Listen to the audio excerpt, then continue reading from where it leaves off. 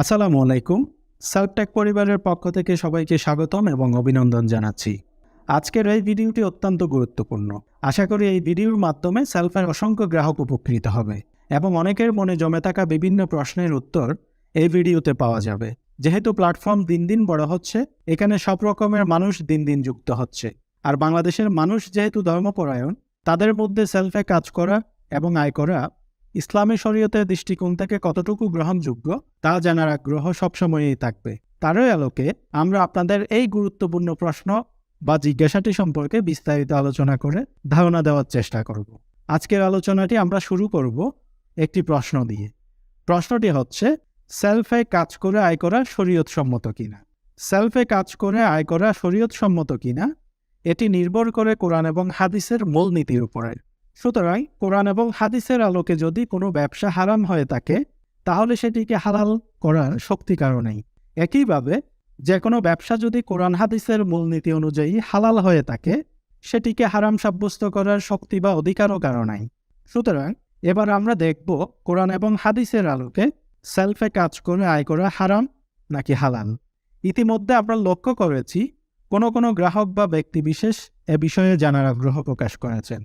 এমনকি গ্রাহকদের প্রশ্নের আলোকে সেলফ সম্পর্কে বিস্তারিত না জেনে এবং খোঁজখবর না নিয়ে এখানে কাজ করে আয় করা হালাল নয় বলে কোনো নামি বেনামি মুফতি ঢালাওভাবে ফতোয়া দিচ্ছেন। মূলত না জেনে না বুঝে কিংবা বিস্তারিত তথ্য উদ্ঘাটন না করে এইভাবে ঢালাওভাবে ফতোয়া দেওয়াটাই শরীয়ত সম্মত নয়। কারণ সাধারণ জনগণ যেহেতু ধর্মপরায়ণ, সেহেতু কারো কোনো ভুল তথ্য এবং সিদ্ধান্তের কারণে একজন সাধারণ মানুষ মিসগাইড হতে পারে এবং ক্ষতিগ্রস্ত হতে পারে। এখন আমরা আলোচনা করব ব্যবসা হালাল কিনা। আল্লাহ তাআলা পবিত্র কোরআনে বলেছেন, আমি ব্যবসাকে করেছি হালাল এবং সুদকে করেছি হারাম। আর ইসলামী শরীয়তের মূলনীতি অনুযায়ী কোনো ব্যবসায় কোরআন হাদিসের আলোকে নিষিদ্ধ কোনো বিষয় না থাকলে এই ব্যবসা যেভাবেই পরিচালনা করা হোক না কেন তা শরীয়ত সম্মত হবে। যারা সেলফে কাজ করা নাজায়েজ বলে মনগড়া মন্তব্য করেছেন, তারা মূলত তথাকথিত MLM বা মাল্টি লেভেলের সাথে সেলফকে একই কাতারে এনে ঢালাওভাবে এইসব মন্তব্য করেছেন। যদিও MLM নাজায়েজ হওয়ার উপর একটি প্রসিদ্ধ ফতোয়া রয়েছে, সে কারণে অনেকেই সেলফকে এটির সাথে গুলিয়ে ফেলেন।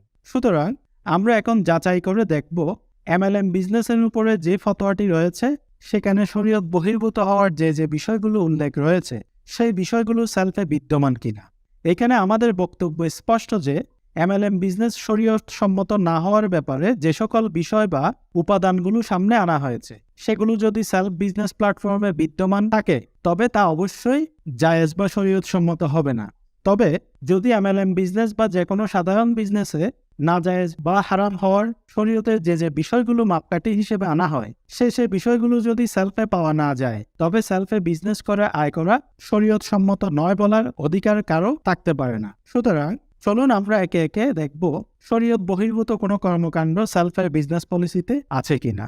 প্রথমত, জায়েজ নাজায়েজ প্রসঙ্গে যে বিষয়টি আসে তা হলো শ্রমের বহুস্তর সুবিধা বা মাল্টি লেভেল ইনকাম।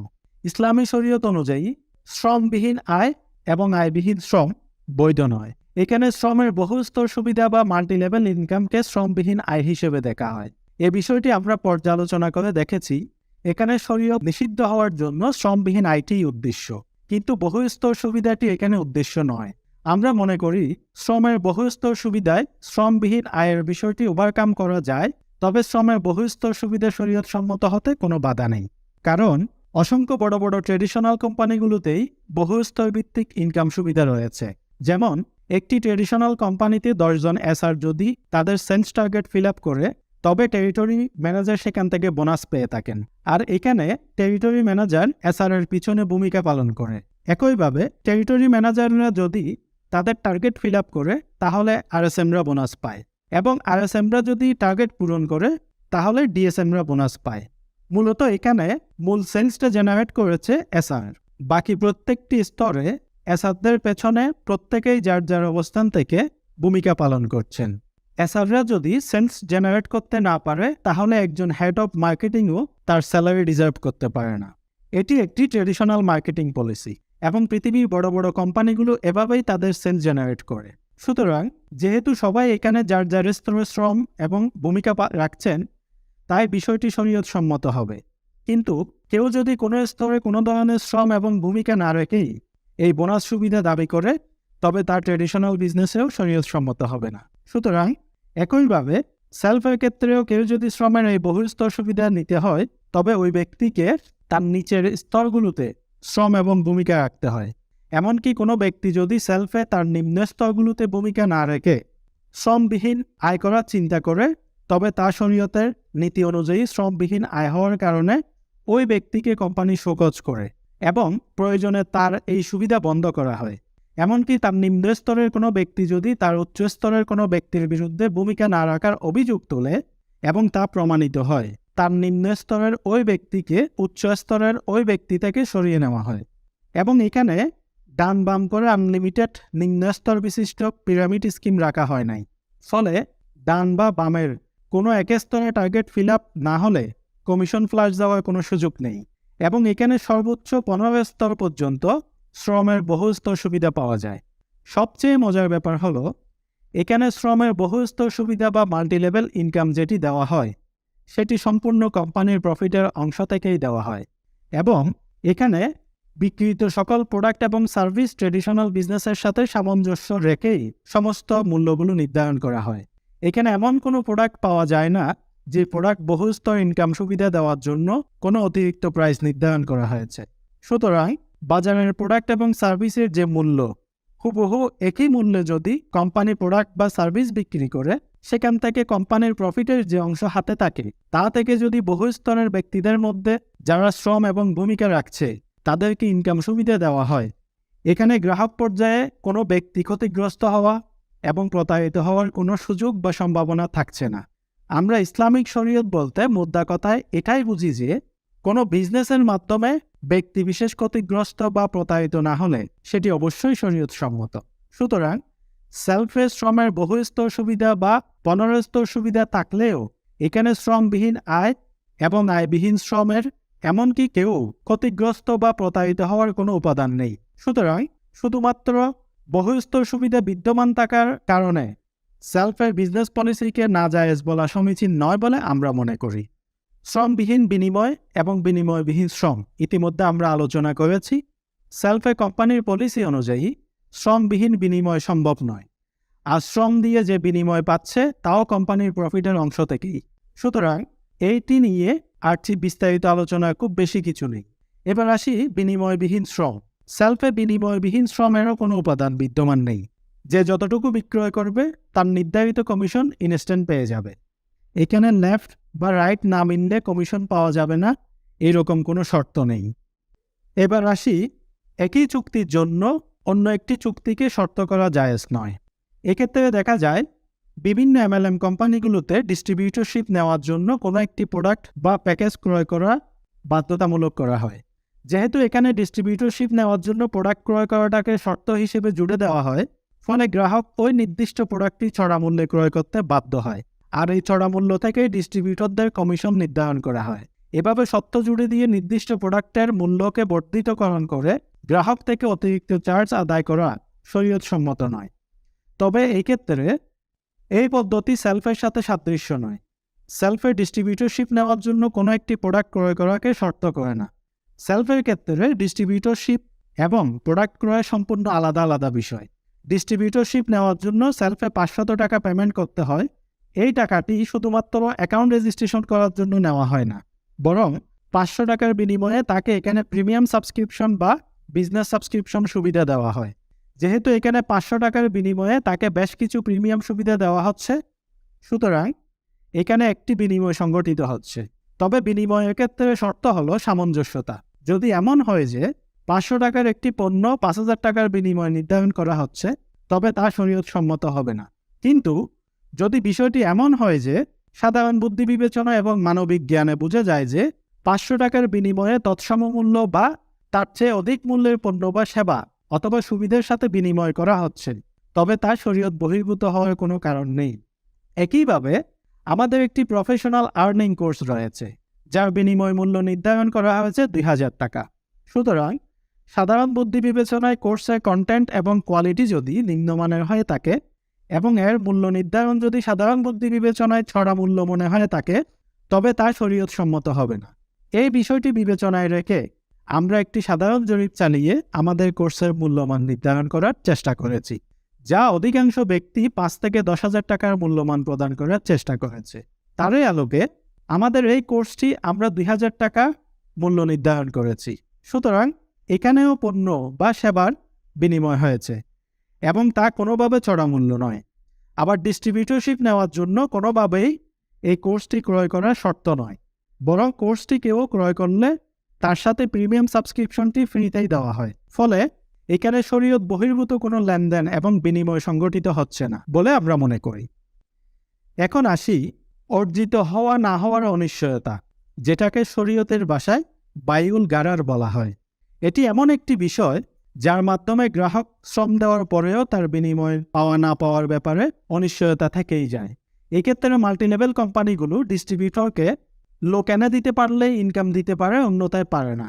ফলে এখানে অনেক লোক যুক্ত হয় তার নিচে লোক দিয়ে ইনকাম করার জন্য। কিন্তু তার নিচে লোকরা যদি কাজ না করে তাহলে ওই ডিস্ট্রিবিউটরের ইনকাম হওয়াটা অনিশ্চিত হয়ে পড়ে। বিষয়টি শরীয়তের দৃষ্টিতে গ্রহণযোগ্য নয়। এই অনিশ্চয়তাকে বাইউল গারার বলা হয়। যেহেতু ওই ডিস্ট্রিবিউটরের ইনকাম তার কাজের উপর নয়, বরং তার অধীনস্থদের কাজের উপর নির্ভরশীল। কিন্তু মজার বিষয় হলো সেলফে এ ধরনের অধীনস্থদের উপর কোনো নির্ভরশীলতা নেই, বরং অধীনস্থরা কাজ করলে ইনকাম তো আসবেই, আর না করলেও গ্রাহক তার নিজের কাজ নিজে করে ইনকাম করতে পারবে, যেটাকে আমরা অ্যাক্টিভ ইনকাম বলি। আর তার অধীনস্থদের কাজের উপর যে ইনকামটি আসে সেটি হলো প্যাসিভ ইনকাম। যেহেতু গ্রাহক এখানে অ্যাক্টিভ ইনকাম অথবা প্যাসিভ ইনকাম অথবা উভয়টি করার সুযোগ রয়েছে, তাই এখানে বাইউল গারার হওয়ার কোনো সুযোগ থাকছে না। এবার আসি জুয়ার সাদৃশ্য হওয়া। একজন ডিস্ট্রিবিউটর পণ্য ক্রয় করার পর উভয় দিক সমান্তরাল ডিস্ট্রিবিউটর বাড়াতে পারলে তবে সে কমিশন পাবে, অন্যথায় কিছুই পাবে না। এটি জুয়ার সাদৃশ্য। এ জাতীয় কোনো বিষয় সেলফে বিদ্যমান নেই। এরপর আসি গ্রাহক ক্ষতিগ্রস্ত হওয়া বা প্রতারিত হওয়া। মূলত ইসলামের দৃষ্টিতে কোনো বিষয় হালাল বা হারাম হওয়া নির্ভর করে কারো কোনো ক্ষতি করা বা উপকার করার উপর। যেখানে উপকার জড়িত সেখানে ইসলাম তা হালাল সাব্যস্ত করেছে, আর যেখানে কারো ক্ষতি জড়িত সেখানে ইসলাম তা হারাম সাব্যস্ত করেছে। সুতরাং এখানে দেখতে হবে সেলফের মাধ্যমে কোনো ব্যক্তি উপকৃত হচ্ছে নাকি ক্ষতিগ্রস্ত হচ্ছে বা প্রতারণার শিকার হচ্ছে। এখানে আমরা দৃঢ়ভাবে বলতে চাই সেলফের কোনো বিজনেস পলিসি বা কর্মকাণ্ডে কাউকে ক্ষতিগ্রস্ত করা বা প্রতারিত করার কোনো ধরনের ইচ্ছা বা উপকরণ নেই। কিন্তু যেহেতু প্ল্যাটফর্মটি বিশাল এবং ব্যাপক, এক্ষেত্রে কোম্পানির নীতিগত এবং সিদ্ধান্তগতভাবে কাউকে কোনো ক্ষতিগ্রস্ত করার বা প্রতারিত করার ইচ্ছা, পরিকল্পনা বা উপকরণ না থাকলেও এর সাথে জড়িত কোনো ব্যক্তি বিশেষ অন্য কোনো ব্যক্তি বিশেষের সাথে কোনো ধরনের ক্ষতি বা প্রতারণামূলক কোনো কাজ হওয়ার সম্ভাবনাকে একেবারে উড়িয়ে দেওয়া যায় না। এক্ষেত্রে কোনো ব্যক্তি বিশেষের ব্যক্তিগত কোনো অন্যায়ের কারণে সেটাকে ওভারঅল কোম্পানির উপর দায় দেওয়ার সমীচীন হবে না। এমনকি সেলফের সাথে জড়িত কোনো ব্যক্তি বিশেষ যদি অন্যায় বা প্রতারণামূলক কাজে সামিল হওয়ার প্রমাণ পাওয়া যায়, তবে কোম্পানি ওই ব্যক্তি বিশেষের বিরুদ্ধেও প্রয়োজনীয় ব্যবস্থা গ্রহণ করবে। সুতরাং গ্রাহককে ক্ষতিগ্রস্ত করা বা প্রতারণার কোনো উপাদান যদি সেলফে পাওয়া না যায়, সেক্ষেত্রে সেলফের কার্যক্রম বা বিজনেস পলিসিকে নিয়ে উদ্দেশ্য প্রণোদিতভাবে কোনো প্রশ্ন তোলা বা বাছবিচার ব্যতি রেখে হালাল হারাম ফতোয়া দেওয়া আদৌ কোনো ব্যক্তির জন্য শরীয়তসম্মত নয়। সর্বশেষ আসি বাংলাদেশের প্রেক্ষাপটে সমালোচনা এবং কাউকে পেছনে টেনে ধরার সংস্কৃতি নিয়ে। এত কিছু বোঝানোর পরেও কিছু লোক থাকবে যারা সেলফকে নিজেদের জেদ টিকিয়ে রাখার জন্য হারাম সাব্যস্ত করতে পারলেই খুশি। তারা চাইবে যে কোনো প্রকারেই হোক, এমনকি প্রয়োজনে অণুবীক্ষণ যন্ত্র দিয়ে হলেও এখানে হারাম খোঁজার চেষ্টা করবে। যদি এরকম কোনো বিষয় সেলফে পাওয়া না যায়, প্রয়োজনে কোথাও থেকে দাঁড় করা হলেও নিয়ে আসবে। আর কেউ কেউ আছে সেলফ সম্পর্কে কোনো গভীর জ্ঞান না রেখেই নিজ নিজ মন গড়া মন্তব্য দেওয়া শুরু করবে। আসলে তাদের ব্যাপারে আমাদের কোনো বক্তব্য নেই। তারা সেলফের পেছনে লেগে আছে, লেগেই থাকবে। সুতরাং তারা তাদের মতোই থাকুক।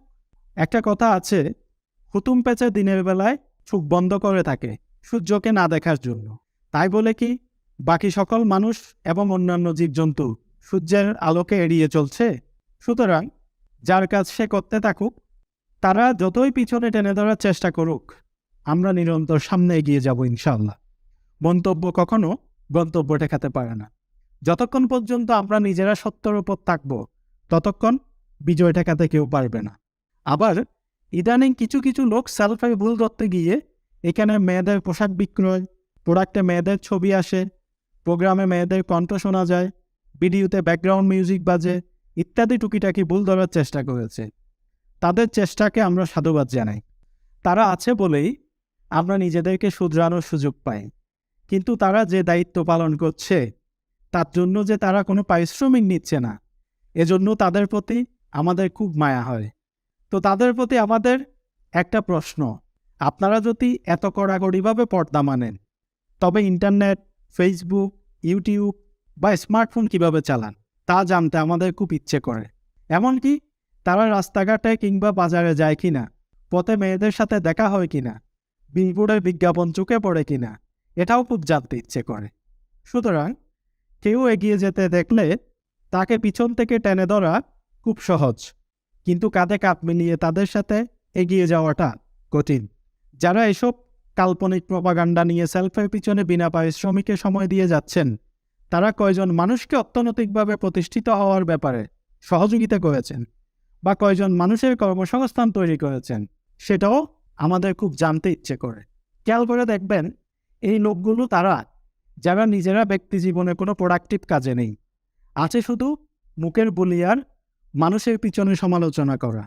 আশা করি বুদ্ধিমানেরা তাদের এসব কথায় কর্ণপাত করবে না এবং তাদের এসব শুকনো কথায় বুদ্ধিমানদের ছিঁড়াও মিশবে না। আর কেউ যদি তাদের এসব কথায় মিসগাইড হয়ে ক্ষতিগ্রস্ত হয়, সে দায়িত্ব ওই ব্যক্তি বিশেষগুলোকেই নিতে হবে। আজকের ভিডিওটি সম্পূর্ণ দেখার জন্য সবাইকে ধন্যবাদ।